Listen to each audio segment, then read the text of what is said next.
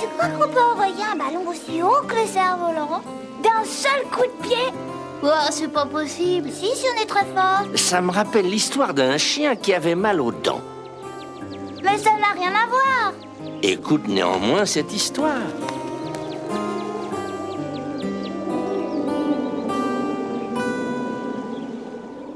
Le coup de pied. Il était une fois un chien qui avait toujours mal aux dents. Alors au lieu de mordre, il donnait des coups de pied. Il s'appelait Doggy. Sur une planche, son maître, qui était anglais, avait écrit « Beware kicking dog », ce qui veut dire « Attention aux chiens qui donnent des coups de pied ». Et son maître, aidé de son père, avait cloué la planche sur la porte en tapant bien fort avec un gros marteau. Son maître s'appelait John Smith. Un jour que John était à l'école et que monsieur et madame Smith étaient à leur travail, Doggy devint furieux. Pourquoi m'ont-ils laissé seul? Pourquoi m'ont-ils laissé seul? Elle ne le dira jamais assez. Pourquoi m'ont-ils laissé seul? Et chaque fois, il donnait un coup de pied dans quelque chose. Dans l'arrosoir de monsieur Smith, dans le pot de fleurs de madame Smith, dans l'écuelle du chat. Il était de plus en plus furieux et les coups de pied étaient de plus en plus forts. Bientôt, il passa devant le ballon que John avait oublié de ranger la veille au soir. Et il donna dans le ballon de John un immense, un formidable coup de pied.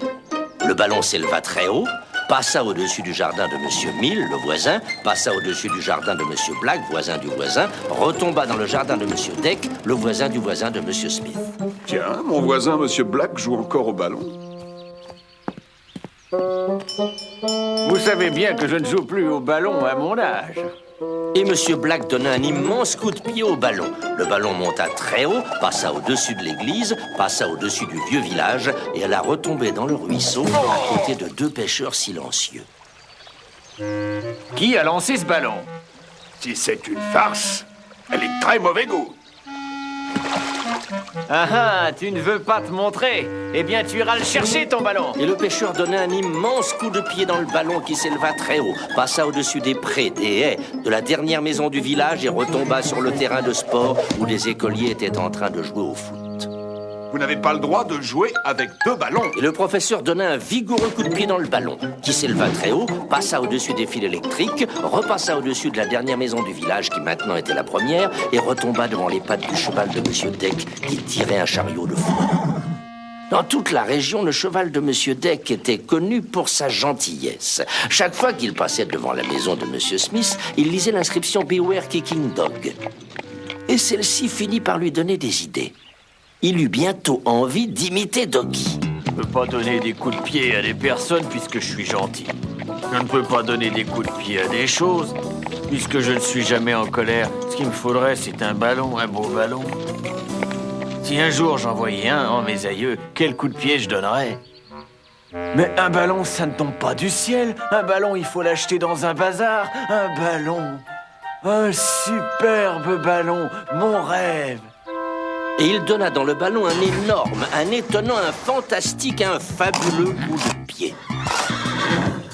Le ballon s'éleva très haut, devint petit comme une bille, passa au-dessus de la menuiserie, de la boulangerie, de la forge, passa au-dessus de l'épicerie, de 6 maisons et 6 jardins, et alla retomber sur la gueule de Doggy. Le choc fut tel que Doggy perdit 2 dents, ses 2 dents malades, et bientôt il ne souffrit plus. Ne souffrant plus, il cessa d'être irritable. Et comme au fond il n'était pas méchant, il cessa de donner des coups de pied. Un beau jour, John écrivit sur une autre planche « Dog no longer kicking ». Cela veut dire « Notre chien ne donne plus de coups de pied ». Quand le gentil cheval de monsieur Deck vit cette nouvelle inscription, il pensa « Il s'améliore en vieillissant, Doggy. Il s'améliore. »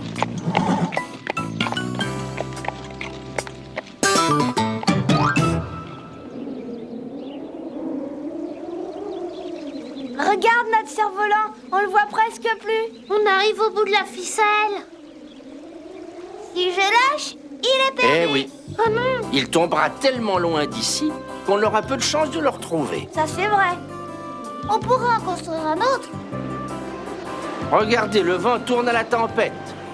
Oh oh, hé, aidez-moi, j'arrive plus à le ramener. Oh, allez, tous ensemble. Tournez. Oh, oh, la ficelle a passé?